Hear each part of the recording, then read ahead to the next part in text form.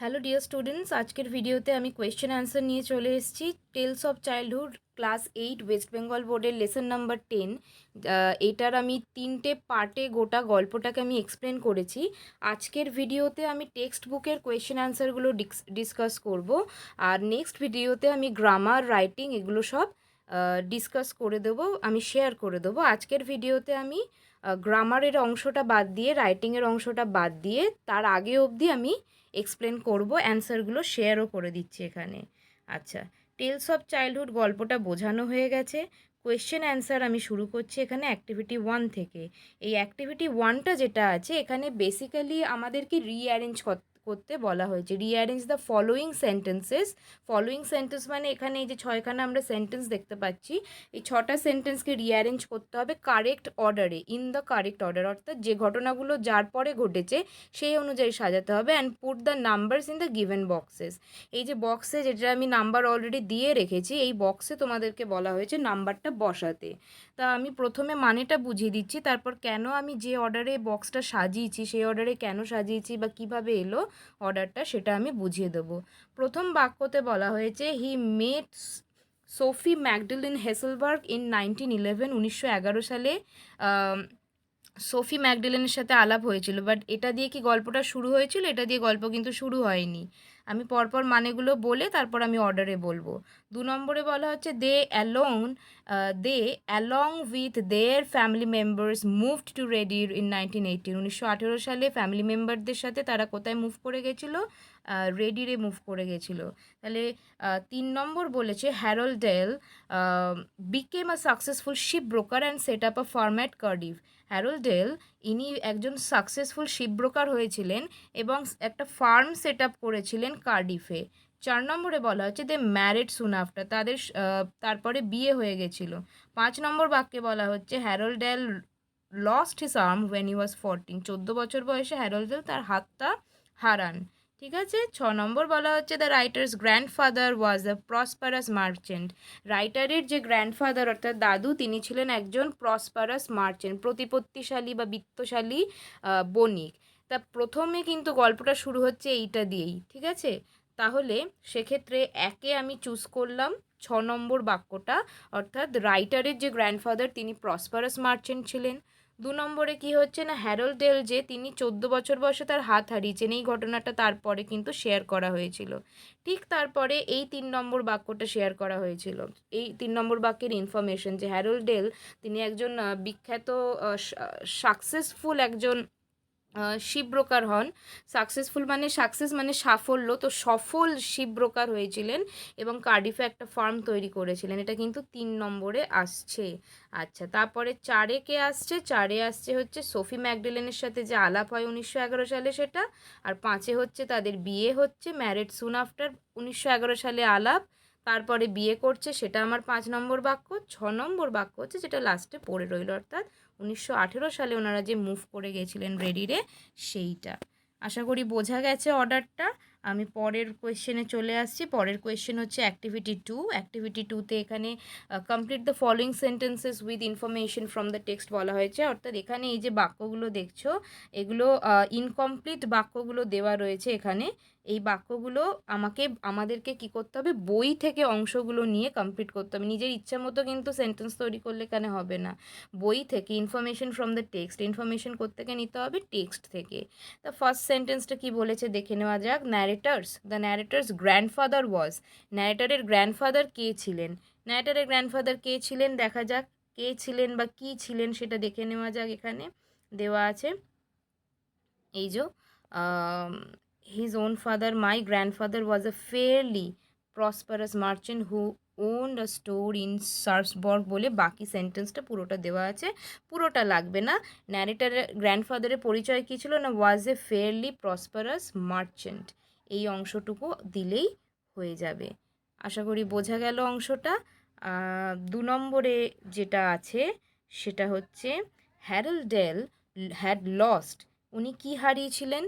14 বছর বয়সে মনে আছে উনি ওনার হাতটা হারিয়েছিলেন, সেই অংশটাই অ্যান্সার হবে এখানে আমাদের। ঠিক আছে, আমি এখানে দেখিয়ে দিচ্ছি। এই যে an arm when he was 14, প্রথম অংশের উত্তরটা এটা, প্রসপারাস মার্চেন্ট ছিল তার দাদু। দ্বিতীয় অংশের উত্তরটা হচ্ছে এটা। অ্যান্ড আর্ম হচ্ছে বাহু হারিয়েছিলেন when he was 14। এই অংশটা তুলে ধরতে হবে এখানে। আচ্ছা, আমি তাও বই থেকে দেখিয়ে দিচ্ছি কোথায় দেওয়া আছে। যদিও আমি ভিডিওতে এক্সপ্লেন করা আছে আগের ভিডিওগুলোতে, তাও আমি দেখিয়ে দিচ্ছি। এই যে my father had lost an arm when he was 14। তাহলে বাবার কি হয়েছিল, 14 বছর বয়সে উনি হাতটা হারিয়েছিলেন, আর্মটা হারিয়েছিলেন। আচ্ছা, নেক্সট হচ্ছে কি না, ship broker is a person who বলে বাক্যটা কমপ্লিট করতে হবে। শিপ ব্রোকারকে এখানেই এই পেজেই অ্যান্সারটা দেওয়া ছিল। শিপ ব্রোকার হচ্ছে এমন একজন পারসন হু, এই যে এখানে হু সাপ্লাইজ দ্য শিপ, 89 পেজেতে হ্যাঁ অ্যান্সারটা রয়েছে, is a person who supplies the ship with everything it needs when it comes to port. ঠিক এই অংশটুকু বললেই যথেষ্ট। আশা করি বোঝা গেছে, কোনো অসুবিধা নেই। শিপ ব্রোকার হচ্ছে এমন একজন মানুষ যে কিনা জাহাজ যখন বন্দরে আসে তখন তার প্রয়োজনীয় যাবতীয় জিনিসগুলো সাপ্লাই দেয়। আর 4 নম্বরে বলা হচ্ছে in the country mansion beside the village of Redditch there were. এই যে কান্ট্রি ম্যানশন যেখানে ওরা মুভ করে গেছিলো, beside village of Redditch there were, সেখানে কি ছিল এবার সেটা বলে বাক্যটাকে সম্পূর্ণ করতে হবে। There were many acres of farm and woodland and a number of cottages for the staff. এই অংশটুকু দিলেই অ্যান্সারটা কমপ্লিট হয়ে যাবে, বাক্যটা কমপ্লিট হয়ে যাবে। আমি এখানে তাও লিখে রেখেছি 4টে বাক্যকেই একসাথে। তোমরা যদি স্ক্রিনশট নেবে মনে করো বা খাতায় লিখে নিলে সব থেকে ভালো হয়, লিখে নিতে পারো। এখানে 4টে অ্যান্সারই কিন্তু লিখেছি, প্রশ্নটা আমি এখানে টুকিনি। তোমরা কিন্তু প্রশ্ন লিখে আন্ডারলাইন করে অ্যান্সারটাকে লিখবে। আচ্ছা, চলে আসা যাক অ্যাক্টিভিটি 3 এর প্রশ্নটায়। অ্যাক্টিভিটি 3তে বলা হয়েছে do you think that the narrator was happy living in the imposing mansion. ওই যে ইম্পোজিং ম্যানশন ওরা মুভ করে গেছিলো না, তা সেখানে কি হ্যাপি ছিল, ন্যারেটর কি খুশি ছিল? অবশ্যই খুশি ছিল narrator. Yes I think that the narrator was happy living in the imposing mansion as he had many things there to enjoy. আমি মনে করি ন্যারেটর খুবই খুশি ছিলেন ওই এতে থেকে, ম্যানশনেতে থেকে, কারণ কি ওখানে উনি অনেক কিছুই এনজয় করার মতো ছিল। ওই যে কত বড় বাড়ি ছিল, একটা মাইটি হাউস বলছিলেন বারবার ন্যারেটার সেই জায়গাটা, তো ওখানে ডেফিনেটলি উনি খুশি ছিলেন। মিল্কিং কাউস ছিল ওখানে, স্টাইগুলো পিগেতে পরিপূর্ণ ছিল, শুকররা প্রচুর পরিমাণে শুকর, আস্তাবলে অনেক ঘোড়া, চিকেন রানে অনেক চিকেন, অনেক কিছু ছিল। তো ডেফিনেটলি ওনার কাছে অনেক কিছু ছিল এনজয় করার মতো, তো উনি খুশি ছিলেন। এবার চলে আসি নেক্সট অংশটায়। এখানে বলা হচ্ছে অ্যাক্টিভিটি 4, এটা হচ্ছে পেজ নাম্বার তোমাদের 93। অ্যাক্টিভিটি 4-তে ট্রু আর ফলস লিখে সাপোর্টিং স্টেটমেন্ট দিতে বলা হয়েছে। রাইট টি ফর ট্রু, অর্থাৎ বাক্য যদি সত্য হয় তবে ট্রু লিখবে, বাক্য যদি ফলস হয় তাহলে এফ লিখবে। টি আর এফের মাধ্যমে আইডেন্টিফাই করে জানাতে হবে যে বাক্যগুলো, এখানে যে কথাগুলো বলা হয়েছে, এই যে 4টে দাগ আমি দিলাম, এই বাক্যগুলো কতটা সত্যি কিনা মিথ্যে কিনা, এবং তার সেটা বক্সে লিখতে বলা হচ্ছে। Give supporting statements for each of your answers. তোমার যা অ্যান্সারগুলো থাকবে, অ্যান্সারটা যে করছো, যে ট্রু বা ফলস বলছো, তার সাপোর্টে তোমাকে যুক্তিটা দিতে হবে, ঠিক আছে? The narrator was the eldest child in the family, এটা কি সত্যি? ডেফিনেটলি নয়, এটা সত্যি নয়। ন্যারেটর কিন্তু এল্ডেস্ট চাইল্ড ছিল না, তাহলে এটার অ্যান্সার হচ্ছে ফলস, ঠিক আছে? ন্যারেটর কিন্তু এল্ডেস্ট চাইল্ড ছিল না। তার সাপোর্টিং স্টেটমেন্ট কোথায় পাচ্ছি আমরা? এইখানে পাচ্ছি। এই যে in 1920 when I was still only 3, my mother's eldest child, my own sister Astrid, died from appendicitis. এই সেন্টেন্সটাই আমার কিন্তু এসএস হয়ে গেল, অর্থাৎ সাপোর্টিং স্টেটমেন্ট হয়ে গেল, ঠিক আছে? এটা হচ্ছে 1 নম্বরের উত্তর।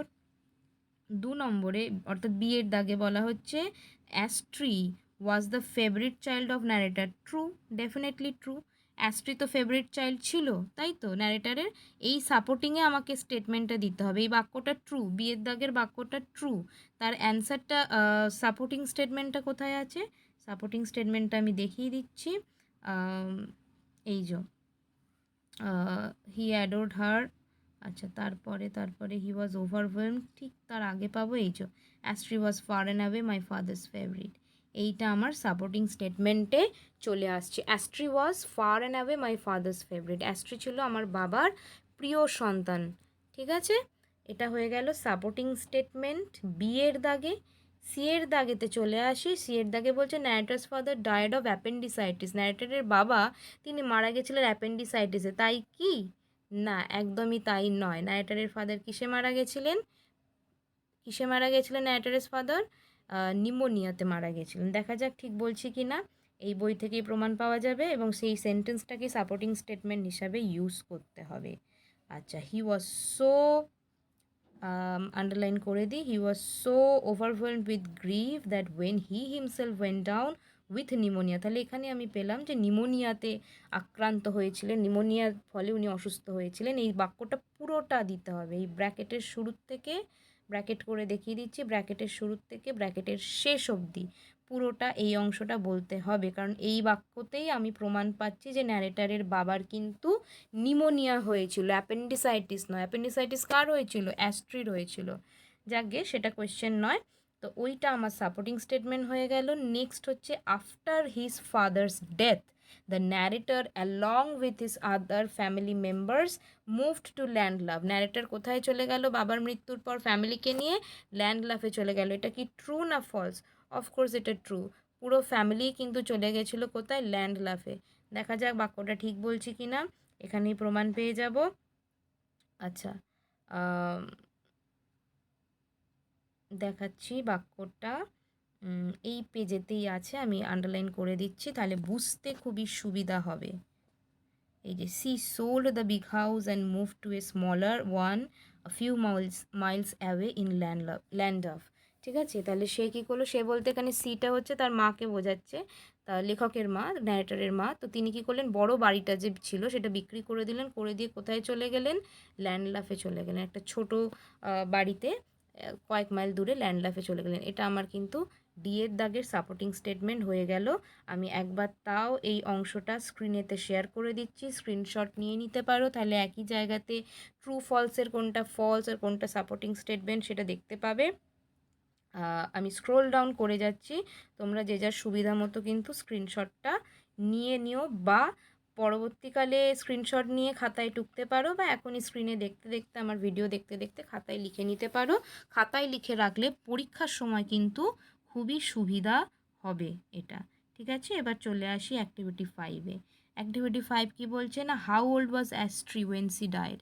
অ্যাস্ট্রির বয়স কত ছিল? আমি অলরেডি যখন আমার ভিডিওতে আগে পড়াচ্ছিলাম আমি বলে দিয়েছিলাম এই জায়গা থেকে কিন্তু নানা রকমের কোয়েশ্চেন্স আসে। এই যে অ্যাস্ট্রির বয়স কত ছিল? অ্যাস্ট্রির বয়স ছিল 7 বছর। ঠিক আছে, she was 7 years old when she died. এইটা বাক্যটা এখানে দেওয়া আছে, কিন্তু এক্স্যাক্ট এই বাক্যটা লিখলে তো হবে না, আমাদেরকে প্রশ্ন অনুযায়ী সাজিয়ে নিতে হবে। তাহলে সাজালে অ্যান্সারটা কী দাঁড়াচ্ছে আমি দেখিয়ে দিই এখানে। Astri was 7 years old when she died. Astri was 7 years old. Astri was 7 years old when she died. অ্যাস্ট্রির বয়স ছিল 7 বছর যখন সে মারা গেছিল। কেমন বোঝা গেল? আশা করি বুঝতে কোনো অসুবিধা হয়নি। চলে আসা যাক কোয়েশ্চেন নাম্বার বিতে। বিতে বলা হচ্ছে why was pneumonia a very dangerous disease. নিউমোনিয়াটা কেন একটা ডেঞ্জারাস ডিজিজে পরিণত হয়েছিল? এই যে এখানে একটা জায়গায় বলা হয়েছে নিউমোনিয়া ডেঞ্জারাস ডিজিজ, কারণ ওই সময় কোনো পেনিসিলিন ছিল না, ওই সময় কোনো পেনিসিলিন ছিল না, কোনো ম্যাজিক্যাল অ্যান্টিবায়োটিক ছিল না। এই তথ্যটাকে কাজে লাগিয়ে অ্যান্সারটা কিন্তু সাজাতে হবে, এক্স্যাক্ট বইয়ের লাইন তুলে দিলে কিন্তু হবে না। সবসময় প্রশ্ন অনুযায়ী, প্রশ্নের মান অনুযায়ী 1 নম্বর আছে না 2 নম্বর আছে সেই অনুযায়ী প্রশ্ন সাজাতে হবে, তথ্যটা কিন্তু নিতে হবে বই থেকে। নিজের মনের মতো ইচ্ছা মতো তথ্য দিলে কিন্তু নাম্বার পাওয়া যাবে না। তা তথ্যটা আমরা বই থেকে পেয়ে গেলাম যে পেনিসিলিন বা অন্য ম্যাজিক্যাল অ্যান্টিবায়োটিক কিওর ছিল না, তাই জন্য নিউমোনিয়া ওই সময় খুব ডেঞ্জারাস ডিজিজ ছিল। এবার বাক্যটা সাজালে কি হয় দেখি, আমি এখানে লিখেছি অলরেডি, তোমাদের জন্য রেডি করে রেখেছি যাতে বুঝতে সুবিধা হয়। এখানে নিউমোনিয়া, এই যে বি এর দাগের অ্যান্সার, অ্যাক্টিভিটি 5 বি এর দাগের অ্যান্সার। নিউমোনিয়া ওয়াজ আ ভেরি ডেঞ্জারাস ডিজিজ। নিউমোনিয়া খুব ডেঞ্জারাস ডিজিজ ছিল। কোয়েশ্চেন থেকে এই অংশটা আমি স্টার্ট করলাম, সবসময় মনে রাখবে প্রশ্ন রিলেটেড উত্তর দিতে হবে। হ্যাঁ, তো সেক্ষেত্রে ডেঞ্জারাস ডিজিজ ছিল কেন না, because penicillin or any other antibiotic cures were not discovered in those days. সেই যুগে কিন্তু পেনিসিলিন বা আর যে অ্যান্টিবায়োটিক কিওরের কথা বলা হচ্ছে সেইগুলো কিন্তু ওই যুগে ডিসকভার করা হয়নি, তখনও কিন্তু আবিষ্কার করা হয়নি, ইনভেন্ট করা হয়নি। তাই জন্য কিন্তু পেনিসিলিন যেহেতু ছিল না বা অ্যান্টিবায়োটিক কিওর যেহেতু ছিল না, তাই নিউমোনিয়া কিন্তু ভয়ঙ্কর একটা ডিজিজের মধ্যে পড়তো। আচ্ছা, নেক্সট আসা যাক question number C, activity 5, question number C. What made the narrator's father reluctant to fight against the disease? এই যে ন্যারেটারের ফাদারের নিউমোনিয়া হয়েছিল, সেটার জন্য উনি লড়লে তো সেটার বিরুদ্ধে লড়লে তো উনি বাঁচতে পারতেন, কিন্তু রিল্যাক্টেন্ট কেন হয়ে গেছিলেন? লড়াই করতে চাননি কেন? রিল্যাক্টেন্ট হয়ে যাওয়া মানে ইচ্ছা ছিল না। তোমাকে ধরো স্কুলে যাওয়ার তোমার ইচ্ছা নেই, জোর করে পাঠানো হচ্ছে, তাহলে সেটা reluctant, you are reluctant to go to school. তাহলে রিল্যাক্টেন্ট কথাটার মানে হচ্ছে ইচ্ছা ছিল না, ঠিক আছে, অনিচ্ছা। তাই এই যে অনিচ্ছা, কিসের অনিচ্ছা? না ফাইট করার অনিচ্ছা। কিসের এগেনস্টে ফাইট করার অনিচ্ছা? ডিজিজ মানে রোগ, রোগের এগেনস্টে ফাইট করার যে অনীহাটা লেখকের মধ্যে দেখা গেছিলো, সেটা কেন এসেছিল? ওই যে এর আগেই শুরুর দিকে বলা রয়েছে যে লেখকের বাবার ফেভারিট সন্তান ছিল কিন্তু অ্যাস্ট্রি, অ্যাস্ট্রি ছিল কিন্তু বাই, এই যে Astri was far and away father's favourite child, বাবার যেহেতু প্রিয় সন্তান ছিল, তার মৃত্যুতে কী হলো, তার হঠাৎ মৃত্যুটা তাকে literally left him speechless for days afterwards. এইখানে রিজনটা বলা হচ্ছে, এই যে তার প্রিয় সন্তানকে তিনি হারালেন, তারপরে কিন্তু বাঁচার আশাটা ওনার চলে গেল, ওনার কিন্তু আর লড়াই করার কোনো ইচ্ছা ছিল না। তা বাক্যটার আমরা ইনফরমেশনটা পেলাম, ইনফরমেশনটা পেয়ে কোয়েশ্চেন ওয়াইজ আমাদেরকে সাজিয়ে নিতে হবে। The death of Astri the favourite child of narrator's father. অ্যাস্ট্রির মৃত্যু, অ্যাস্ট্রিকে তার পরিচয়টা কিন্তু দুটো কমার মাঝখানে বসিয়ে দিলাম অ্যাপোজিশন হিসাবে। তাহলে অ্যাস্ট্রির যে মৃত্যু হয়েছিল, অ্যাস্ট্রিকে না তার বাবার প্রিয় সন্তান, ন্যারেটারের বাবার প্রিয় সন্তান, তার মৃত্যুটাই made him reluctant to fight against the disease. তার মৃত্যুটাই ওনাকে রিল্যাক্টেন্ট, ওই ফেভারিট চাইল্ড অ্যাস্ট্রির মৃত্যুটাই তাকে রিল্যাক্টেন্ট করে তুলেছিল, তার মধ্যে অনিচ্ছা জাগিয়েছিল লড়াই করার, এই রোগটার বিরুদ্ধে লড়াই করার ক্ষেত্রে অনিচ্ছা জাগিয়েছিল। আশা করি বুঝতে কোনো অসুবিধা হয়নি। আমি কোয়েশ্চেন অ্যান্সার শুধু দেখাচ্ছি তাই নয়, আমি কোয়েশ্চেন অ্যান্সার কিন্তু বইয়েতেও যে কোন অংশে পাওয়া যাচ্ছে সেটা যেমন দেখিয়ে দিচ্ছি, তার সাথে কিন্তু অ্যান্সারটা কি লিখলাম, কেন লিখলাম, কি মানে হলো, সেটাও কিন্তু এক্সপ্লেন করে দিলাম। নেক্সট হচ্ছে আমরা অ্যাক্টিভিটি 6-এ চলে আসবো। অ্যাক্টিভিটি 6-এ কজ অ্যান্ড এফেক্ট দেওয়া হয়েছে, অর্থাৎ কারণ আর ফলাফল। কজ হচ্ছে কারণ, এফেক্ট হচ্ছে ফলাফল, অর্থাৎ এই পাশের কলামটায় আমাদের কিন্তু যাবতীয় কারণগুলো লিখতে হবে, যেটাই লেখা নেই সেটাই লিখতে হবে, আর বাকি দুটোতে দেওয়া আছে। এই পাশের কলামটায় কিন্তু এফেক্ট দেওয়া আছে, অর্থাৎ ফলাফলটা। এবার এখানে দেখো, যেখানে ফলাফলটা দেওয়া নেই সেখানে তোমাদের ফলাফলটা বই থেকে খুঁজে কিন্তু অ্যান্সারটা বসাতে হবে। এই যে ন্যারেটার অ্যাস্টনিশড হয়ে গেছিলো, ফার্স্টে কিন্তু এটা কি দিয়ে দিয়েছে, এটা কিন্তু এফেক্ট দিয়ে দিয়েছে। অ্যাস্টনিশড হয়ে গেছিলো, অবাক হয়ে গেছিলো। কেন অবাক হয়ে গেছিলো ন্যারেটার? ওই যে 8 বছর বয়সের আগের স্মৃতি মানুষের মনে খুব একটা থাকে না, এইটা ভাবতে ভাবতে এই ব্যাপারটা ওনাকে খুব অ্যাস্টনিশড করে তুলেছিল, অবাক করে তুলেছিল।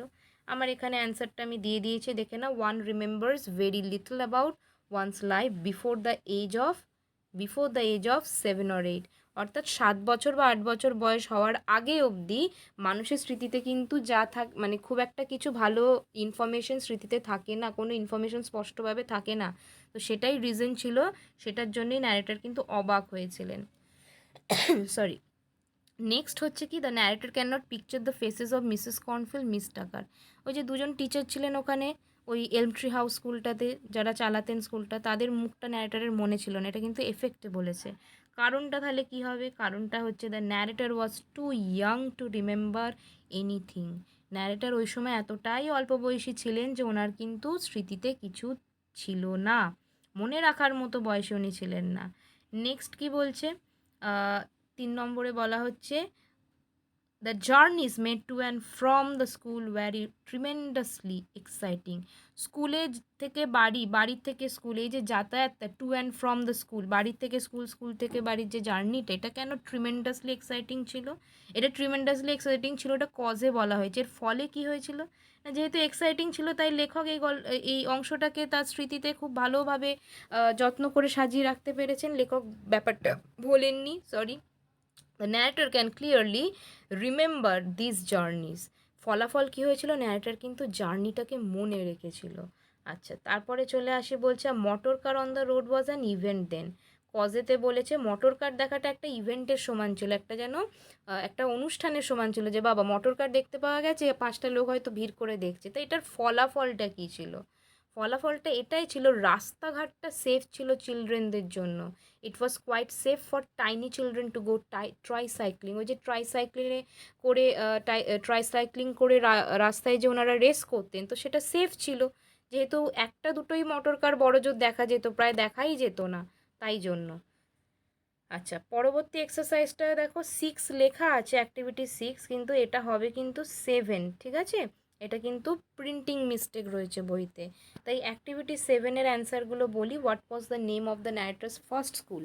ফার্স্ট স্কুলের নাম কি ছিল? এইখানেই এই পেজে দেওয়া রয়েছে, পেজ 93-তে পেয়ে যাবে, যে ইট ওয়াজ কল্ড দ্য এলম ট্রি হাউস। এই যে এখানে আমি দেখাচ্ছি আন্ডারলাইন করে, এই যে এই স্কুলটায় কিন্তু ন্যারেটর ফার্স্ট গেছিলেন, এলম ট্রি হাউস। তাহলে এই ইনফরমেশনটা পেলাম, এবার কোয়েশ্চেন অনুযায়ী অ্যান্সারটাকে সাজিয়ে নিতে হবে। The name of the narrator's first school was the এলম ট্রি হাউস। আশা করি বুঝতে কোনো অসুবিধা হয়নি, খুব সহজ উত্তর ছিল, ন্যারেটারের প্রথম স্কুলের নাম ছিল এলম ট্রি হাউস। সরি, দ্বিতীয়টা অর্থাৎ বিয়ের দাগে কি বলা হচ্ছে দেখা যাক। হুইচ ব্লার্ড মেমোরি, ব্লার্ড মানে অস্পষ্ট, আর মেমোরি মানে তো স্মৃতি, তো কোন অস্পষ্ট স্মৃতিটা does the narrator have of his early days? ওনার ছেলেবেলাকার যে দিনগুলোর স্মৃতিচারণা করছেন, তার মধ্যে অস্পষ্ট স্মৃতি যেটা ছিল বলে উনি উল্লেখ করেছেন গল্পে, সেটা কোনটা? এই যে বলা হয়েছিল ন্যারেটর সেই সিঁড়িতে বসেছিলেন, সিঁড়িতে বসে ওই জুতোর টাই বাঁধছিলেন, এই এই এই জায়গাটায় বলা রয়েছে। এই যে ব্লাড মেমোরি কিসের ব্যাপারে ছিল না, এই ঘটনাটার ব্যাপারে, যে সিঁড়িতে উনি বসেছিলেন আর বারবার চেষ্টা করে যাচ্ছিলেন কি করে লেসটা বাঁধা যায়। ঠিক আছে, আমি এখানে অ্যান্সারটা সাজিয়ে দিয়েছি, দেখে নাও। The narrator the narrator has the blurred memory of sitting on the stairs and trying over and over again to tie one of his shoelaces. আশা করি বুঝতে অসুবিধা হচ্ছে না। ওই শুলেস বাঁধার মেমোরিটাই কিন্তু ওনার কাছে অস্পষ্ট মেমোরি হিসাবে ছিল। নেক্সট কোয়েশ্চেনে চলে আসি। How did the narrator enjoy his journeys to and from school? Narrator কীভাবে তার জার্নিটা এনজয় করেছিলেন, ওই স্কুলে যাতায়াতের যে জার্নিটা? যে the narrator enjoyed his journey to and from school by racing on his tricycle with his sister down the middle of the road. ওনার সিস্টারের সাথে, বোনের সাথে মাঝ রাস্তায় উনি ট্রাইসাইকেল নিয়ে যে রেসিং করতেন, এইটার মাধ্যমে উনি এনজয় করেছিলেন ওনার সেই জার্নিটা। Question number D, it's not much but it is all that there is left. It is not much but it is all that there is left, এই বলে কিন্তু গল্পটা শেষ হয়েছিল, তাই না? এই যে লাস্ট পাতায় এই বলেই কিন্তু গল্পটা, এখানে এই যে লাস্ট লাইন একদম শেষ হয়েছিল, লাস্ট লাইনটাকেই কোট করে দেওয়া হয়েছে, কোটেশনের আন্ডারে দেওয়া হয়েছে, যে জিজ্ঞেস করা হচ্ছে why according to you did the narrator make this comment? তোমার কি মনে হয় কেন ন্যারেটর এই কমেন্টটা করেছেন, যে আমার কাছে কিন্তু সমস্ত কিছু স্মৃতিটা নেই, কিন্তু যেটুকু আছে সেটা এইটুকুই? এটা কেন বলেছিলেন? এটা এই কারণে বলেছিলেন, কারণ উনি কিন্তু চেষ্টা করেও ওনার 6 বছর 7 বছর বয়সে, 7-8 বছর বয়সের আগের যে স্মৃতিটা, হ্যাঁ, ওনার যখন বয়স 7 ছিল 8 ছিল, সেই বয়সের আগের স্মৃতিগুলো কিন্তু উনি মনে করতে পারলেন না। তাই উনি বলেছিলেন যে এটা কি অবাক করাই ব্যাপার না, যে মানুষ কিভাবে অল্প মনে রাখে, কিন্তু 8 বছর যখন বয়স হয়, 7 বছর যখন বয়স হয়, তখন থেকে কিন্তু আমরা মনে রাখি যে কি হয়েছে না হয়েছে। অ্যান্সারটা সাজিয়ে নেওয়া যাক। The narrator made this comment as he could not recalled everything from his childhood days but only some special moments. Narrator কিন্তু এই কমেন্টটা এই জন্য করেছেন কারণ উনি ওনার ছোটোবেলার যে ঘটনাগুলো তার সবটা রিকল করতে পারেননি, এভরিথিং রিকল করতে কিন্তু পারেননি, কিন্তু কিছু স্পেশাল মোমেন্ট যেগুলো ছিল, বা প্রেশাসও বলা যেতে পারে, এই প্রেশাস বলো বা স্পেশাল বলো, এই মোমেন্টগুলোকে কিন্তু শুধু রিমেম্বার করতে উনি পারতেন, ওইটুকুই মনে রাখতে পারতেন, তাই জন্যই উনি কিন্তু এই কমেন্টটা করেছিলেন। আশা করি আমার ভিডিওটা দেখে কোয়েশ্চেন অ্যান্সার যা আমি এক্সপ্লেন করেছি সেটা পরিষ্কারভাবে বোঝা গেছে। আজকের ভিডিওটা এই অবধি, বাকি কোয়েশ্চেন অ্যান্সারগুলো কিন্তু আমি নেক্সট ভিডিওয়ে এক্সপ্লেন করব। ভিডিওটা যদি ভালো লেগে থাকে অবশ্যই লাইক করো, কমেন্ট করো, তোমাদের কোয়েশ্চেন অ্যান্সারের যদি আর কোনো ডিমান্ড থেকে থাকে কমেন্টে জানিও, আর ইউজফুল যদি মনে হয় ভিডিওটা, চ্যানেলটা সাবস্ক্রাইব করে রেখো যাতে নোটিফিকেশান পেতে পারো, আর বন্ধুদের মধ্যে অবশ্যই শেয়ার করতে কিন্তু ভুলো না। দেখা হচ্ছে নেক্সট ভিডিওতে। আজকের ভিডিও এই অবধি রাখলাম, নেক্সট ভিডিওয়ে নিশ্চয়ই আমি বাকি অংশগুলো গ্রামারের এক্সপ্লেন করে দেব।